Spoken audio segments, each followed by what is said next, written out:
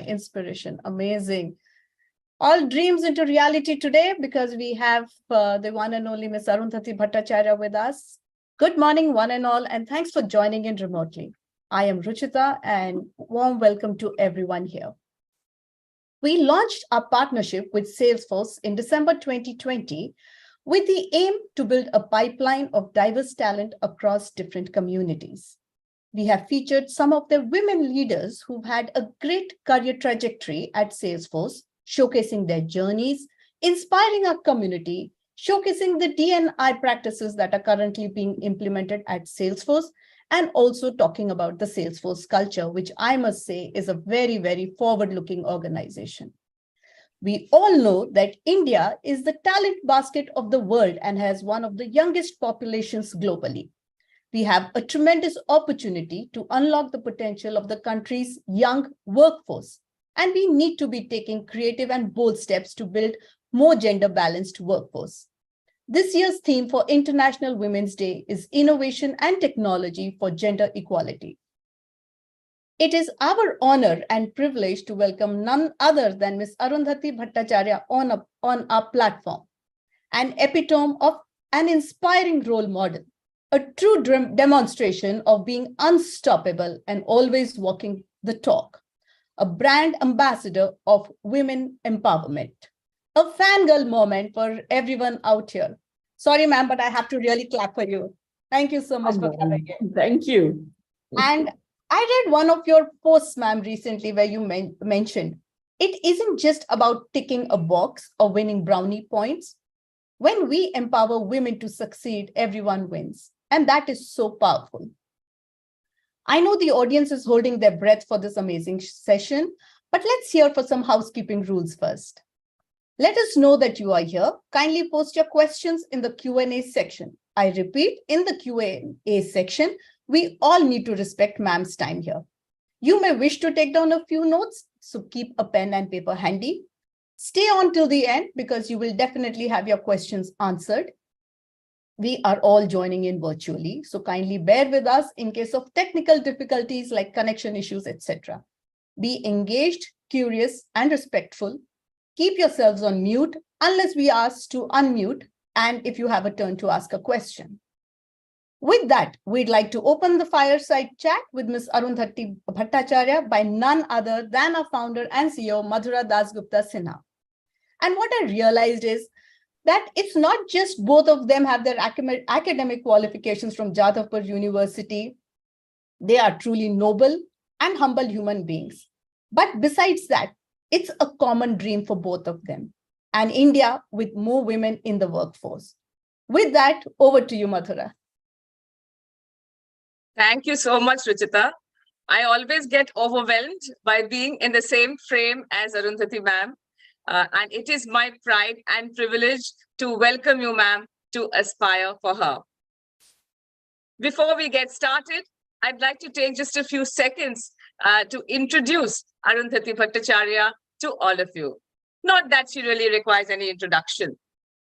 Arundhati Bhattacharya is the Chairperson and Chief Executive Officer for Salesforce India. In her role, Arundhati oversees the growth strategy of the company and plays an integral role in defining Salesforce's relationship with the ecosystem of customers, partners, and communities across India. Prior to Salesforce, Arundhati Bhattacharya was the first woman chairperson at the State Bank of India, where she was credited with ushering in the digital transformation era at the company. Under her leadership, SBI went on to be voted as one of India's top 3 best places to work in India. With 40+ years of rich experience in India's financial sector, working across varied roles and diverse national and international locations, Arundhati has also earned a string of accolades to her name, most notably the world's 100 most powerful women by Forbes, top 50 globally most powerful women in business, and world's 50 greatest leaders list by Fortune. This is really a very short introduction to a stellar career. And ma'am, once again, a very warm welcome to Aspire for Her. Thank you. Thank you, Aspire for Her. You all really make me feel a little embarrassed But having said that, it's really my privilege to be with you. I look forward to the chat. And if I can do anything at all, anything to make people, aspire for higher positions, to really have a career, to hold on when they are thinking, the pressures are too much, then I think, all of this is worth it. Thank you so much, ma'am. And I'll jump right into the first question.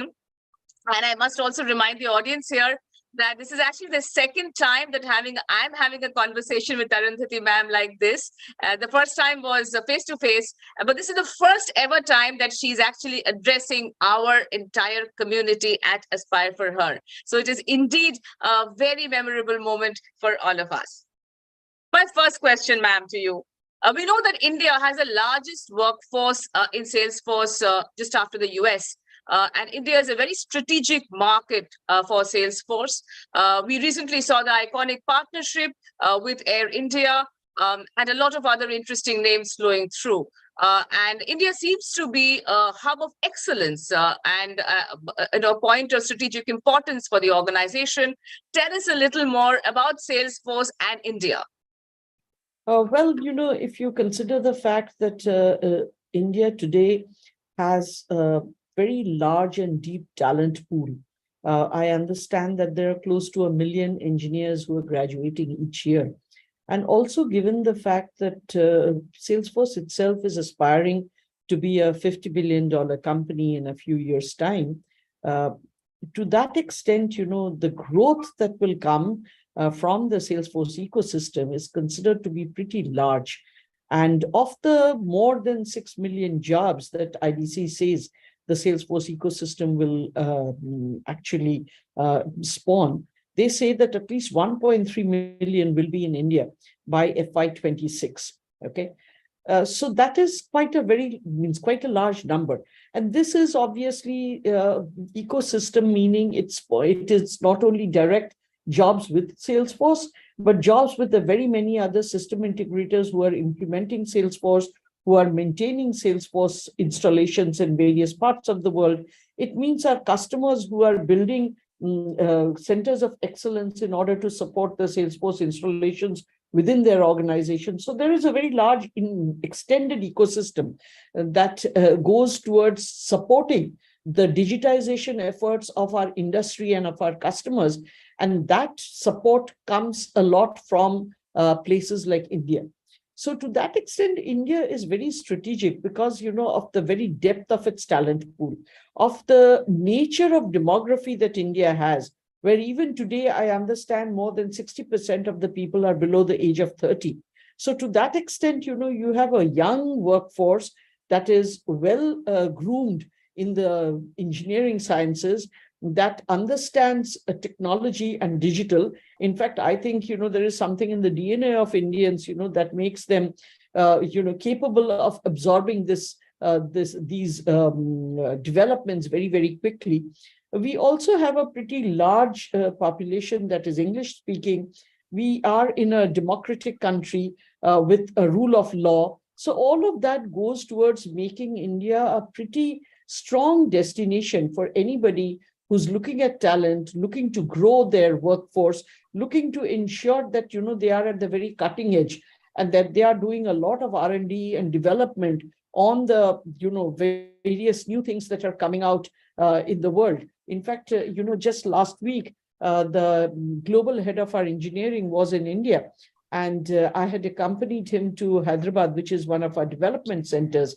And we ran a hackathon over there on GPT. That is the generative AI that is now all the rage. And we had 9 of the finalists present to us of the solutions, and they had taken small problems and then used GPT in order to address them. And it was all very impressive. So all done locally, all done here, on people's own time, because this is not what is being mandated by the company in these particular groups, but everybody across the spectrum participating in order to determine what could be the problems, what could be the solutions, how could these new things that are coming up on a daily basis, how could they be applied? So, I think the vibrancy that India has, its ability to really absorb the new areas of science that are opening up, and the very youth of its workforce and the kind of grooming that they have had, that, as I think either you or Ruchira said, that it's the talent basket of the world. It is indeed. And because of that, there is, for Salesforce, it is a very strategic outpost, I would say. So we are not here because of tactical reasons. We are here for strategic reasons. That seems absolutely wonderful, and India truly shining there with its demographic advantage, its democratic advantage, and the fact that the young population takes to technology like fish to water. So thank you very much, and lovely to hear about the hackathon story, ma'am. And it seems like Salesforce is a very vibrant organization, and we have had a good fortune to meet a lot of your leaders, especially a lot of the women leaders in Salesforce, not only in India. Actually, I just realized that I have a lot of friends in Salesforce across the globe, and who are cheering for you, who are cheering for Salesforce in India. So tell us a little bit about what Salesforce does to attract all of these women leaders, to grow their careers, and to ensure that they do well in their own trajectories.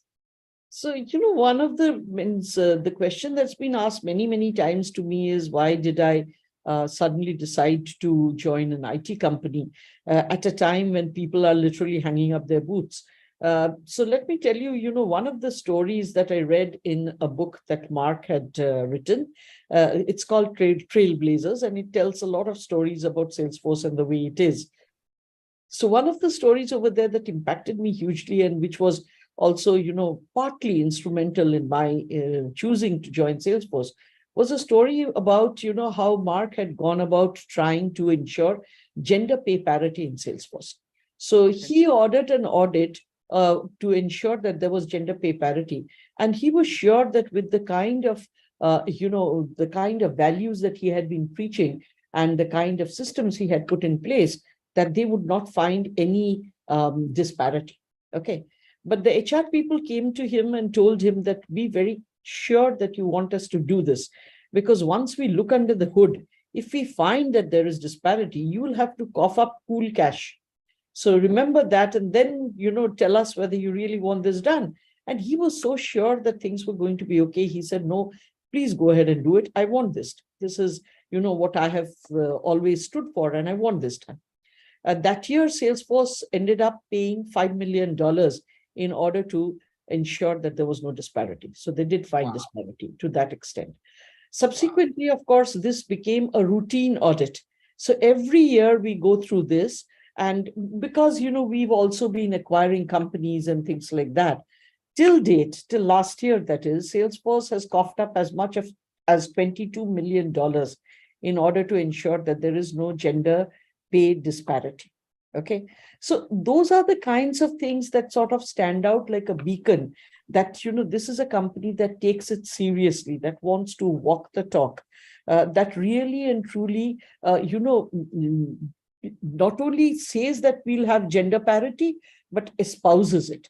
And today, for instance, in respect of the DEI goals, the diversity, equality, and inclusion goals, a certain portion of pay, the variable pay for people in my grade and above, is held back if the company does not reach its DEI goals. Okay. Wow. It's as serious as that. And it's held back not if you are, even if you are compliant in your own geography, but the company isn't, then also it'll get held back. So, we force each other. There is peer pressure to ensure that your geography is well in line.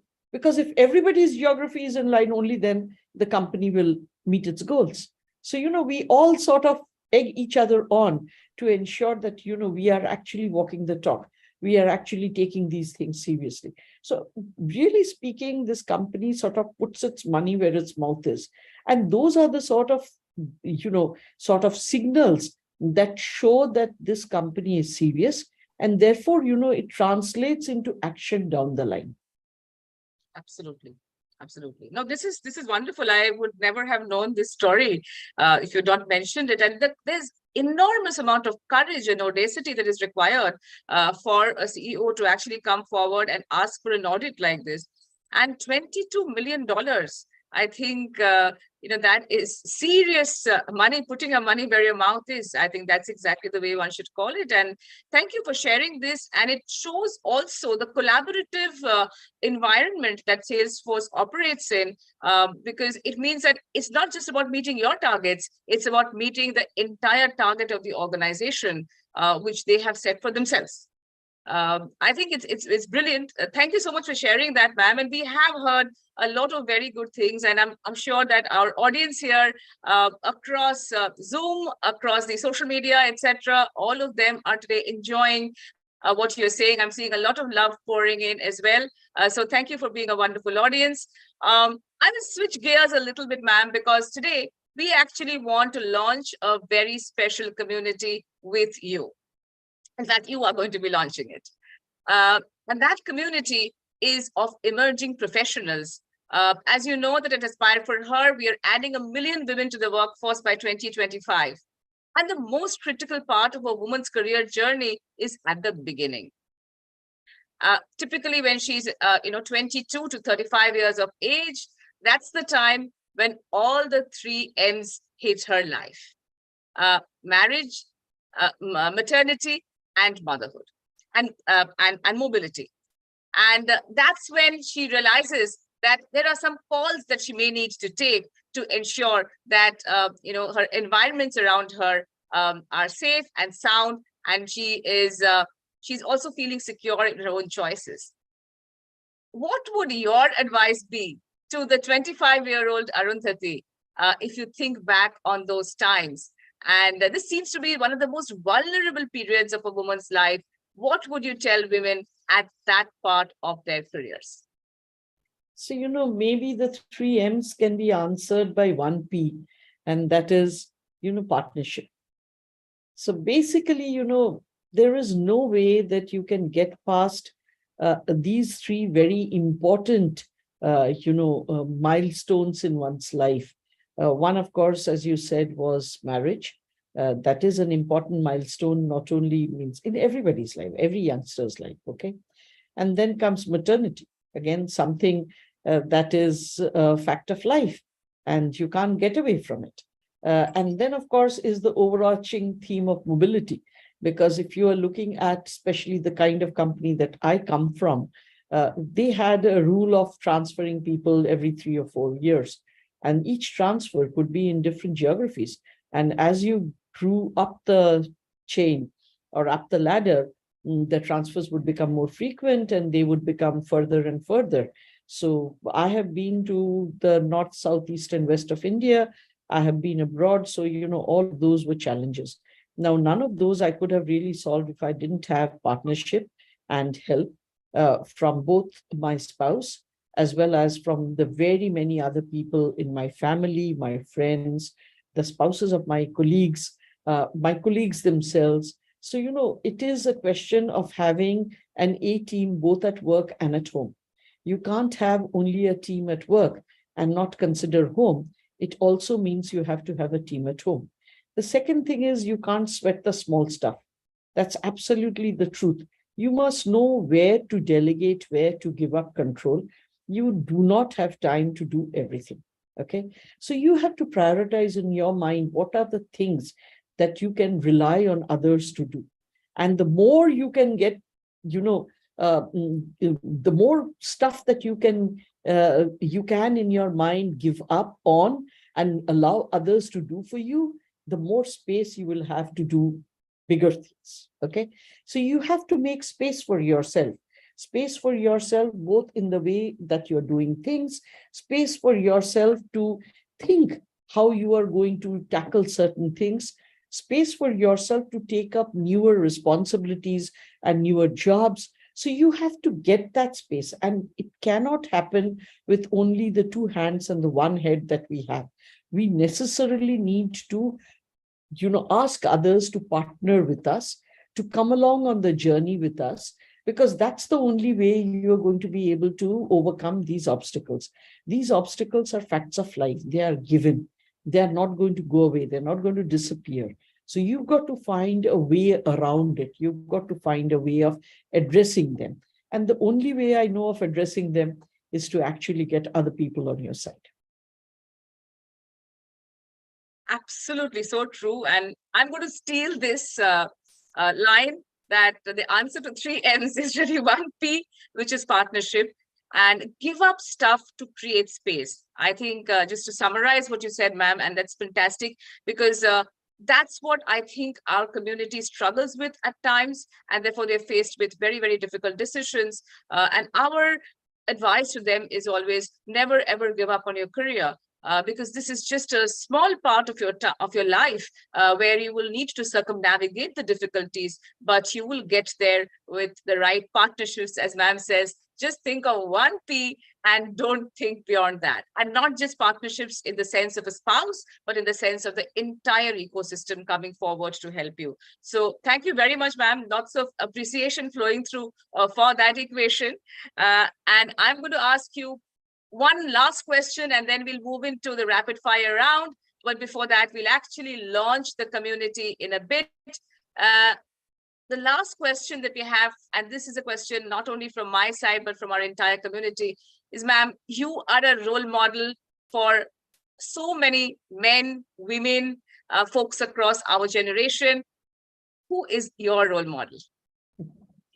Actually, this is a question that I've thought about a lot. And ultimately, I still would say that, it's been my mother and aunt.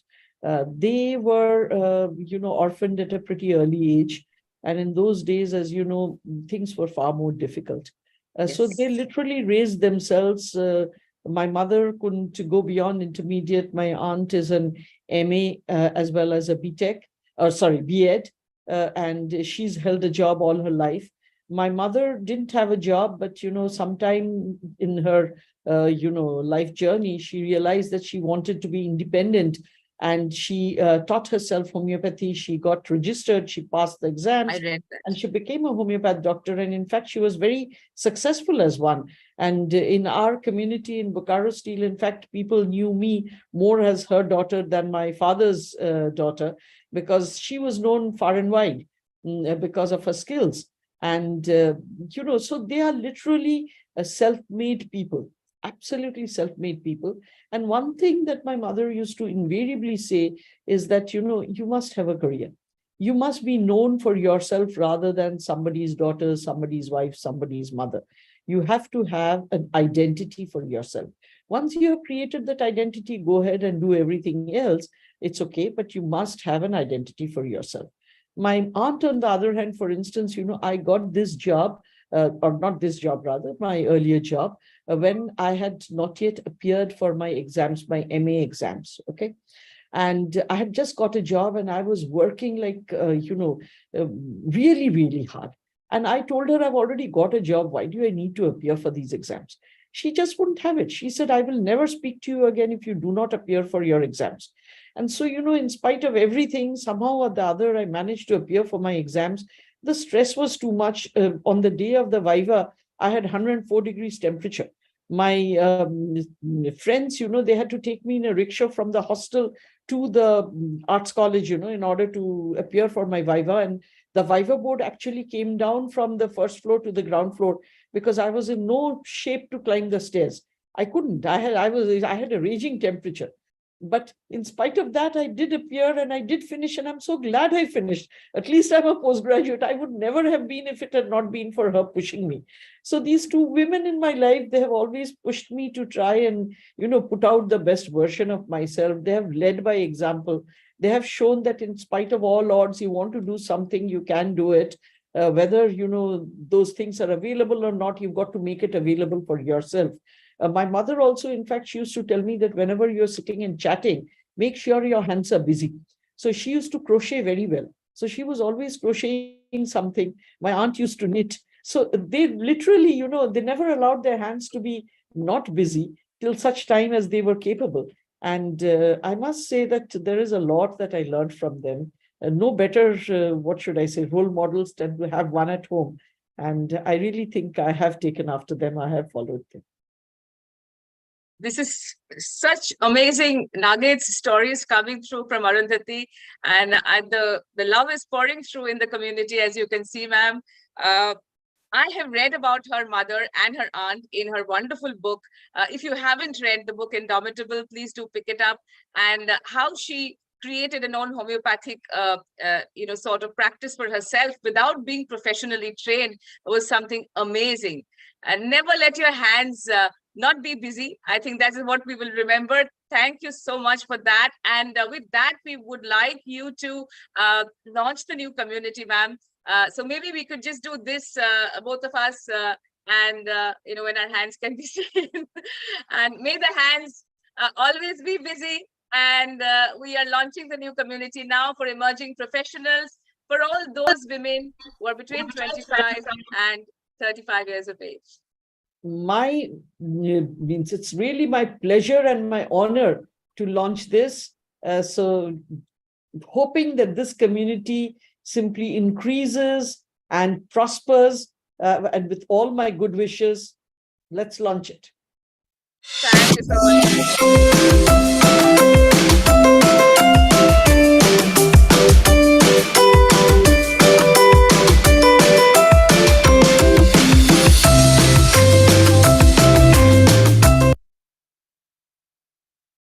Thank you, team.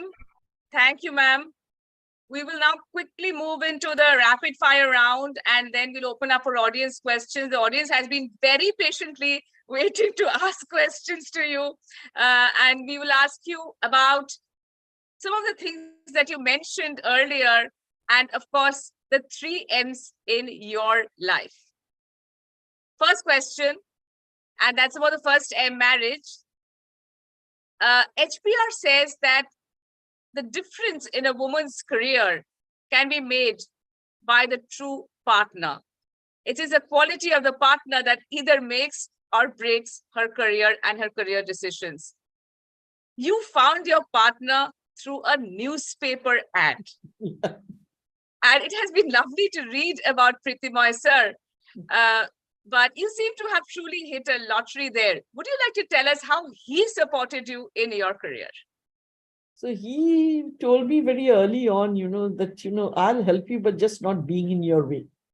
So I'll get out of your way so that you can do things. So I think he's done that. He's really not, and I think early on, he realized that I was very serious about this. Had I been less serious, maybe he wouldn't have done what he did. But he decided that, yes, this is worth supporting because I was so serious about it. And, he's sort of kept me grounded. So there are some stories in the book as well about how he grounded me. But I remember again, for instance, that time I was a young officer in Kharagpur, and I used to carry 7 bunches of keys, okay, which then I would deposit into a hand safe, and then I'd carry the safe key home.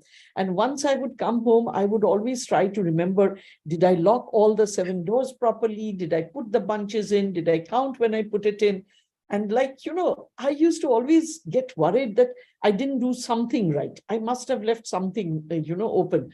And I remember one of those days, I told him that it was quite late in the night, 10:30. I told him, will you take me to the bank? We used to have a scooter then.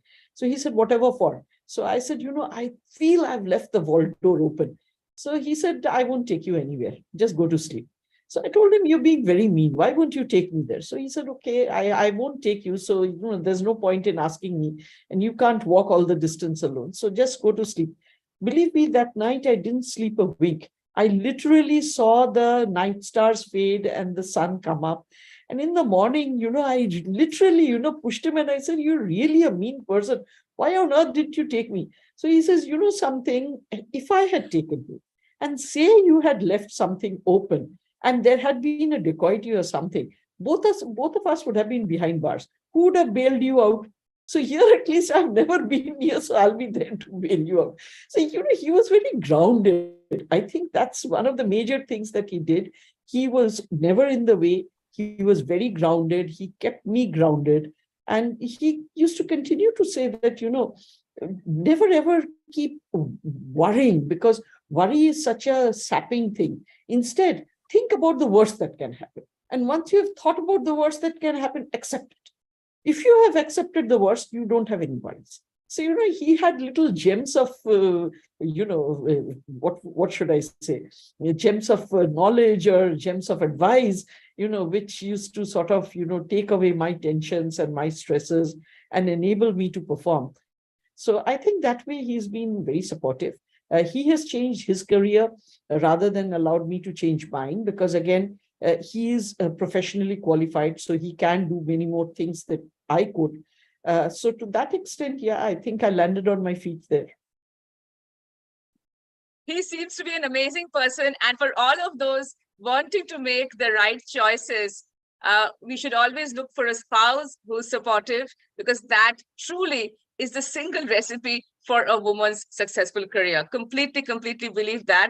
There's also a beautiful story about the Queen of England and Arundhati ma'am being part of the same power list, and how Priti Moy sir mentioned that, the Queen is always going to be in that power list, but you're not going to be in the power list anymore. Well, we don't quite believe him in that. We should agree to disagree on that point, but it's a very beautiful gem of a story. Do read it from the book if you only have the time. And for all the men listening in, there's only one advice: please get out of the way. Thank you so much for this wonderful answer, ma'am. The next question after marriage obviously is on motherhood.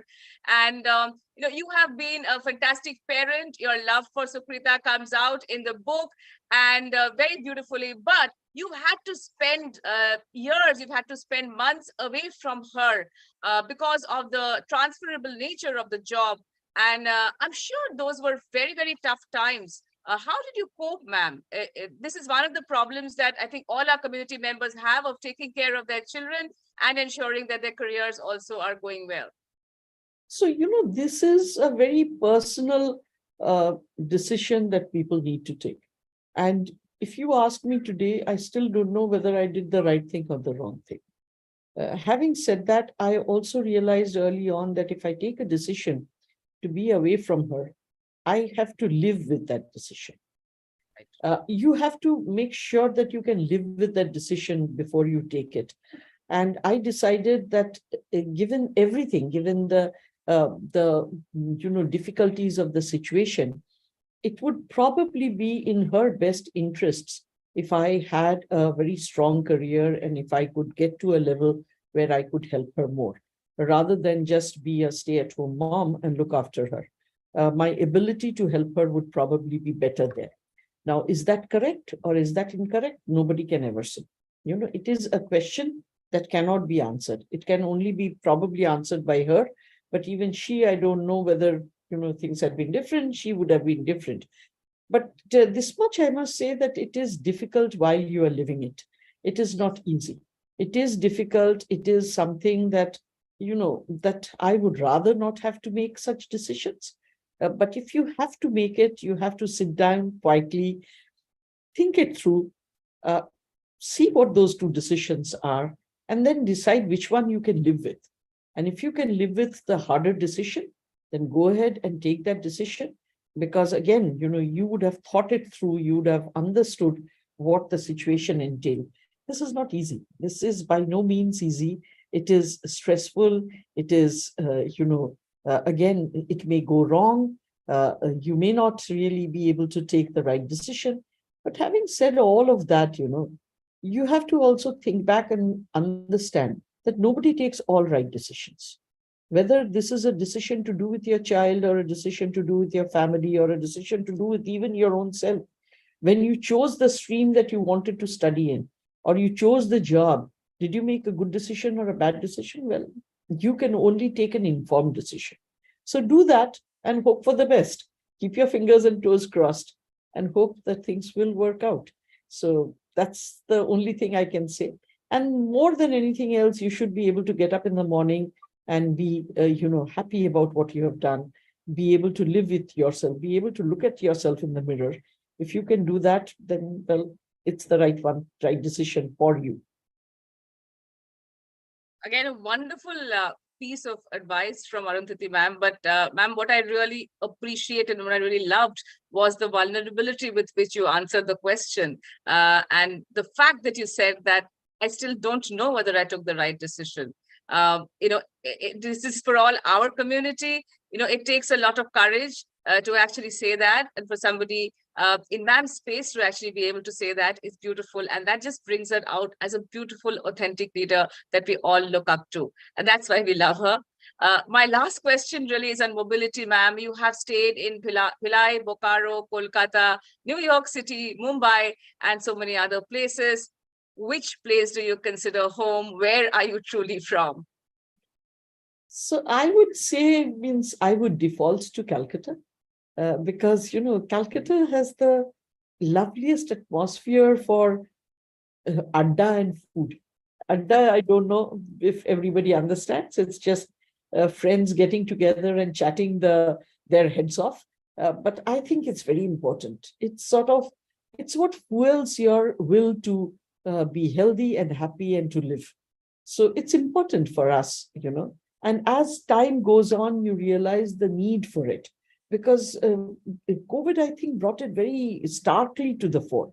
While we are doing this virtually, I know if we had been doing this, physically, the connect would have been so much nicer. I would have been able to look at people. I'd have been able to see how they're reacting. They would have been able to see me. So, the physical connect for human beings, even today, no matter what happens, no matter the fact that you can have your avatars and you can have, robotics and chat GPTs and everything else of the world.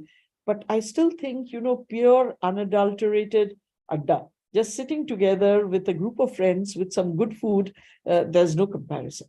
Okay. And maybe some good music. Means there is no comparison to that.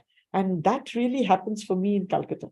So to that extent, yeah, I default back to Calcutta. I wish the weather was a little better, and I wish so many other things. But, well, that's where I would still consider that to be home. Thank you so much for that, because Adda in Kolkata, definitely over music and food, is an incomparable experience. If some of you haven't experienced it, we'd love for you guys to go and experience it. I have experienced it many times, but we're trying to recreate that Adda here. And, with a lot of food for thought. And a little bit of music that you heard as well. So let us convert this into an Adda session now. And we have lots of questions coming in, ma'am. I can see I'm very nervous now because your team is going to kill me, because they have told me that don't you dare run away with time. Okay, because they know that, when I start talking to you, I will get mesmerized and I will stop looking at everything else. But here I am with the questions. So I'm going to start with the first few questions, ma'am, from the audience, and I'll start with the first one. In today's women community, there is a mix of women who are within the framework of family, and there are ones who live by themselves. What is your take on how organizations should frame policies that should support women in all walks of life, not only mothers? It's a very interesting question. So basically, I think, this fact that, the joint family system has broken up, and we now have not only nuclear but subnuclear families, that poses its own challenge. Actually, we saw that during COVID. We saw the fact that, people were really and truly feeling isolated. And so when people wanted to travel back to their homes, they were allowed to do so, because isolation is a cause for, all kinds of other issues, including mental issues, which, is very difficult in our community to even acknowledge, forget about, seeking help for it. And that's why, at that point of time, a lot of companies set up counseling centers, made counselors available, and did a number of other things, including having, online sessions where people could meet and have a few games of housey, or just do some karaoke and things like that, because it was so important for us to connect. Whereas, the people who come from joint families may have certain roles and responsibilities which are expected of them and which put stress on them. People living alone, on the other hand, have to do every role that is there in the house, and that stresses them out in a different way. So I think the best way that companies can support in such places is to ensure that there is availability of counselors for people to go to, by demystifying what could be stress and what could be a need for counseling and support, by ensuring that people didn't feel that there was something wrong with them, by literally, telling them that just as you have a cough and cold and you seek help, so also if you feel stressed out, you need to seek help. And these are the symptoms of stress. If you're not sleeping well, if you're not eating well, if you don't want to get out of your bed in the morning, and if you're feeling like curling under a blanket and not, stepping out at all, that these are symptoms that tell you you have something which needs help. And, making this, destigmatizing it, so to speak, would be a big help. And therefore, I think, companies must understand that there are different scenarios for different people. One cookie cutter solution will not fit everybody, and they need to have there needs to be people who can empathize with the employees when they are facing any such thing, and that it is not a sign of weakness or a stigma if an employee comes up and says, I need help, puts up their hand, so to speak, to seek help. In fact, they should be celebrated that, they sought help, and thereby, they are able to maintain and remain a productive member of the workforce. So I think that's the way we need to sort of change our official cultures. Any kind of weakness earlier, if you remember, was supposed to be a sign of, not really being in the race, so to speak, but that results in a lot of burnout. And we don't want that. We want everybody to be happy and working. I mean, some of our leaders constantly say, please have fun while working. It's important to have fun while working. So we should have that kind of an atmosphere where you are able to have that fun. Yes, there will be stresses to the extent of targets having to be met, certain parameters having to be fulfilled, but all the same, while the journey itself should be meaningful, it's not only the goal, the journey itself has to be enjoyable. Fantastic answer. And this also gives us a sneak peek into the kind of organization that you're building and leading here, ma'am. So thank you for that. One of the next questions is related to mental health that we have here from our viewers. Have you faced any issues with mental health or imposter syndrome, and how did you deal with it? See, I don't think there is anybody that doesn't face the imposter syndrome. It's very, very difficult not to face it.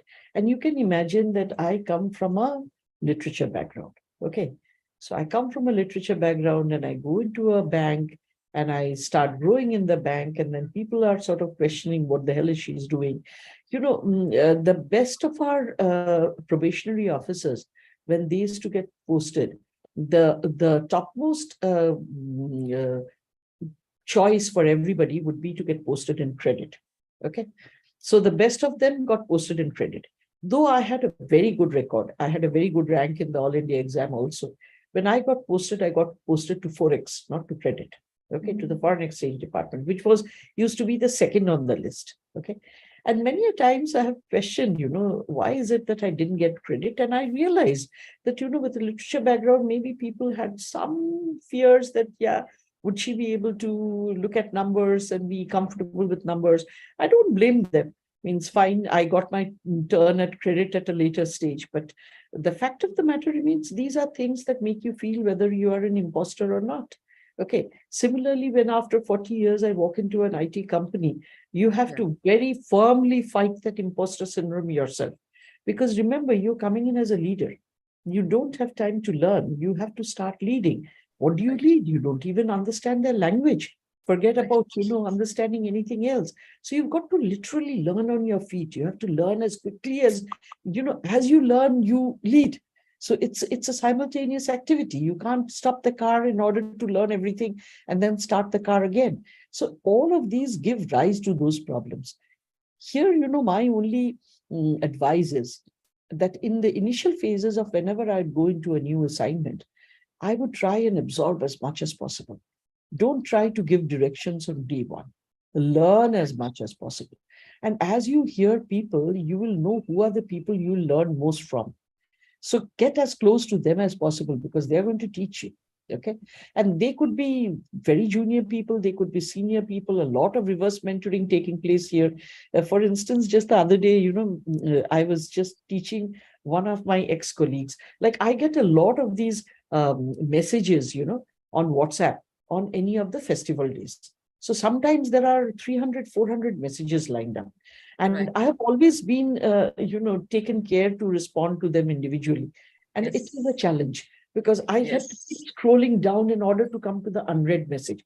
So I was doing this when one of these youngsters saw me and he said, "What the hell are you doing, ma'am? You're keeping on scrolling. What are you doing?" So I said, "No, every time I answer a message, it goes to the top. So I have to scroll down in order to come to the unread message." Yes. So he Yes. sort of laughed and he said, "I'll show you a trick." So he showed me a trick whereby all the unread messages get pulled up to the top. And then he showed me how to do a text replace. So that, Right. just put, say, 2 letters, and that will Right. bring up the entire text. And he Right. showed me that, and I did something like 300 messages in half an hour. So, I learned from him. And every time I do these messages, I send up a prayer of thanks to him. So there is lots that you can learn from youngsters, older people, doesn't matter who. If they are teaching, you learn. So learn as much as you can, absorb as much as you can. The more you absorb, the less you will feel like an imposter, the less you will actually be an imposter. You will know what you're talking about. That's what's important. Again, such a fantastic answer, and what a fantastic example. We would have never thought, ma'am, that you, being in the world's most powerful lists, have ever come across this concept of imposter syndrome, let alone, trying to make your own way by learning from young folks. And this is such a wonderful example. It just goes on to show again the kind of organizational culture and bonhomie that you like to sort of define in Salesforce and in the teams that you work with. So thank you for that answer. And I will also learn this now. I never knew this trick. And you're absolutely right that, during festivals, it gets incredibly difficult to respond to everyone. What a candid set of answers. Everyone's sort of responding to this, ma'am, on the chat. The chat is literally exploding. I have my third question from the audience for you. SFDC has been recognized for its commitment to social responsibility. How has this commitment to social impact influenced the company's culture and values? So I think this is something that was there right from the beginning. Mark Benioff, when he stepped off from Oracle with the blessings of Larry Ellison, he wanted to create a company which he says, his main motto is that business has to be a platform for change. Okay, business not for business's sake, but in order to bring about change. And the way he implemented this is what is called a 1 by 1 philosophy, which means 1% of your equity or profits, 1% of your products, and 1% of your time must be given to the nonprofit sector, to your community. So we can understand giving of profits. Most companies do that. In India, it is mandated by law to give 2%. 1% of your products means our licenses. We give them to NGOs for up to a certain number, which can be used free. But this 1% of your time is very important. So this 1% of your time means that all of our employees, including people like me, we all get 1 week paid time off to go and do volunteering activity wherever we want. And this number of hours of volunteer activity is actually tracked along with your rest of your KRAs. So you have to have these hours of activity. So it's not something which is an option. You have to give this time. And I remember when from my earlier organization, I used to go and make donations. I used to always tell them that we are doing the easy part, which is giving the money. The people we are giving it to, they are giving the difficult part, which is giving time. Because time is probably the most precious thing in the world. So to be able to give time and to make sure that all of your workforce is giving time is actually how we live these values. Okay. And because of this, the entire company is very clear that, these are activities that are part of our daily routine. It is not a side activity to be done if and when you have time. It is an activity that is as much part of the center stage as the rest of our commercial goals. And that's the way we try and live it. So I think now there is a one by one club. It's called a one club, I think. And there are more than 6,700 people, meaning not people, companies that have also pledged the same one by one principle. So we were, of course, the founder of that particular organization, the founder member. And since then, a lot of other companies like Yum and stuff like that, they've also joined in and they follow the same principles. This seems to be a very transformational sort of an idea, one by one. And it's not just about doing checkbook philanthropy, but it is about giving time and building products. For people like us who are trying to transform the world in some way, ma'am, this is absolutely music to our ears. And I know a lot of our community members also will feel the same way. And if there is any way in which we can be part of that ecosystem, and this whole volunteering piece as well, I think it's absolutely fantastic. We're actually launching something. We have launched something very interesting on Women's Day, which is called the Digital Marathon. This year, the theme for Women's Day laid out by the UN was digital, which is bridging the gender divide by using digital means. And, we'd love to see if any of our colleagues from Salesforce would be interested in walking with us on this journey. So this is absolutely wonderful. Thank you, ma'am, for sharing this. And I'm sure our community will be very, very excited to work more on this one by one principle, and truly an ecosystem getting built out there. My next question, ma'am, I know we're running short of time, but I just have last few questions. The next question is from an aspiring entrepreneur, and she's ideating right now. Building a bootstrap startup is not easy. What is your advice for women who are ambitious and wish to make it big in life without raising any funds from VCs or angels? This is a question from Geeta. Geeta, Arundhati ma'am is answering your question. So first of all, Geeta, let me tell you, being an entrepreneur, be prepared that anything and everything that can go wrong will go wrong. Okay. Never ever get disheartened because that's happening. That's the way it is. It's a law of nature. It is there in order to ensure that you grow up strong and resolute. Okay. It's part of the growing up process. It's part of the startup process. So just take it as something that will happen and something that you will sort of live with. Okay. But regarding the bootstrapping, see, what happens is you have to come up with a model with whatever you're doing, which doesn't rely on burning a lot of capital in order to get established and to acquire market share. So you have to come up with a model that is making some amount of cash flow and making some amount of money so that you can, sort of reinvest that money into the business and keep growing. So the model that you do, the idea may be great, but you need to put it in a model that will enable you to get that cash flow so that you can keep on cycling it back into the business and thereby growing. Otherwise, to do it means to bootstrap a company without any help can be very, very difficult. So obviously, in the initial stages, you have to be very frugal in everything you do, very deliberate in the expenses that you will take on.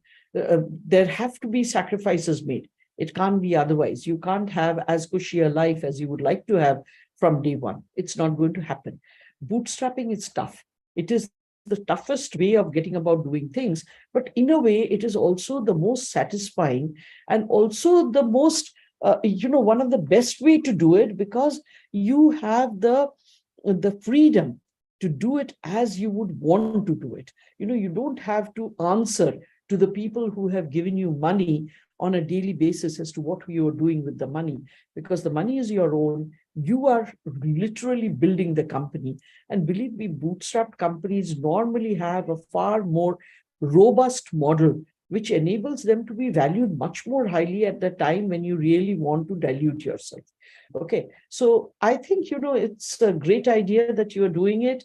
Just be careful about the business model. Remember always that not one person has all the skills. So you may need to have a group of people, at least 3 or 4 people, who will look at different areas, who have strengths in different areas. So if you have the idea, somebody else may be good in the finance, somebody else may be good in marketing and sales, somebody else may be good in scanning the ecosystem to see, where your threats are coming from. So have a group a reliable group of people that you can really sort of, and those who look, means who have the same kind of vision and the buy into your vision.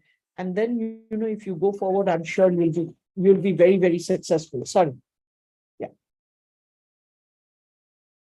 Thank you for that answer to Geeta. We have 20,000 entrepreneurs today in our 2,25,000 strong community, ma'am. So I'm sure all of them are hanging on to these golden words that you're saying. Thank you for that. We have one last question from another very interesting community that we have, which is the returning women. Ma'am, a lot of women take a break and they are wishing to return to the workforce. And we have 25,000 of them here at Aspire for Her. And they are asking this question: what is your advice to returning workforce, particularly women who want to come back after a break? So, you know, people who want to come back after a break, my uh, advice is that you may not be able to come back at the same level that you left or at a higher level. You may be, but you may not be. If you are not able to come back at that level, it doesn't matter. You know, you can always start a little lower and you can build up. You know, for instance, when I retired and literally left the workforce into a non-executive kind of a portfolio, I was leading a Fortune 500 company, right? Correct. So I was Correct. L1 in my Correct. company. When I came back into this company, I came back at L5 level. Okay. So a lot of people ask me, why are you sort of, you know, doing this? Why are you coming in at such a lower level? Is it worthy of you? Are you not, demeaning the dignity of that office? And I have always said that, I was the chair there. I've left the chair behind. It's over and done with. I did what I had to do over there. This is my individual self. And it's totally up to me at what level I come in. And if I'm coming in into a new company where I have to learn everything from the bottom. So, I can't possibly expect to be at the top. I have to go at it from the bottom. It's okay. It's all right. Means because at the end of the day, it should be something that you are convinced you want to do. And if that means, again, having to do a little bit of a climb, so be it. You learn as you go along. Maybe you'll be successful, maybe you will not. But just push yourself out of your comfort zone. Don't go with, don't go with preconceived notions that this is how you need to be seen. This is how you need to be, dealt with. Just go in with a beginner's mindset. Go in with a beginner's mindset, and remember that, if you are going to work hard, if you are honest about what you're trying to do, you'll get there. It may take time, but so what? You've had a detour. You've seen vistas that people who have taken the straight and narrow haven't seen. You have experienced things which they have literally missed. So that's fine. You've had another portion. You've added a dimension to your life which others may not have had. And therefore, it's all right. You have taken a detour. Now you can again proceed. Again, give time to yourself, give time to the people around you to realize your worth. And believe me, things will be fine. I think Alpana Samson says, I got my answer for coming back to work. And I think that's the piece. We never thought, ma'am, that you would give your own example of coming back in the work. That is absolute humility and brilliantly put, as always. One last question from our side, ma'am.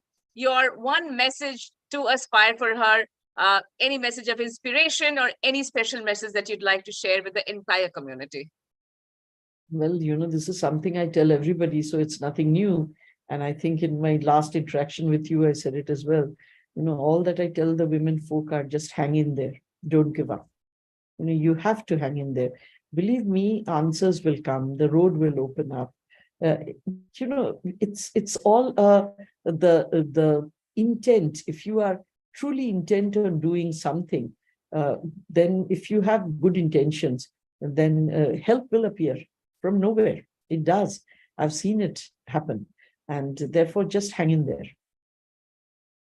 Just hang in there. Golden words from Arundhati Bhattacharya for all of us at Aspire for Her. And with that, we'd love to thank every one of you who made this possible, our wonderful audience, the fantastic team at Salesforce, which ensured that we had ma'am here for this fantastic session this Tuesday morning. Ruchita, back to you. Thank you so much, Madhura and ma'am. It's always very, very inspiring to hear you. As usual, last time also when I heard you, I had goosebumps, same here, and I'm sure the audience also could have had it. And I still can mention about this because I've heard ma'am speak earlier at a live event where she uses small real life examples, small examples. Ma'am, I still remember the potted plant which you had told me of how sunlight is important, that exposure that a woman needs to have at any stage in a career and what it does. But, talking about mentors and role models, where you have examples that guide you and lead you in the front. Finally, the solution of 3Ms, the partnership, is something that we have learned today. The entire community is all in awe of you. We've all learned a lot, given the fact that this is a Zoom session on a Tuesday morning. The entire community is here listening to these golden words of wisdom from you. Your entire team at Salesforce, Pragya, Mumukshu, Yoshita, and the entire team has been so wonderful in helping us with the seamless execution of this program. And thank you, Team Aspire, for putting all of this together. For the community out there, in case you are interested and after seeing the good that Salesforce does, with the kind of leadership that ma'am is leading, we are sharing with you the links of the Salesforce talent community. Do join the community and be the first to know about the updates on Salesforce and all the other initiatives. Till then, thank you so much for joining in. Have a lovely day. A lot of motivation for the year to begin with, and we'd like to see you more often, ma'am. It's truly, truly an honor and privilege. Thank you so much. Thank you. Thank you so much. Thank you.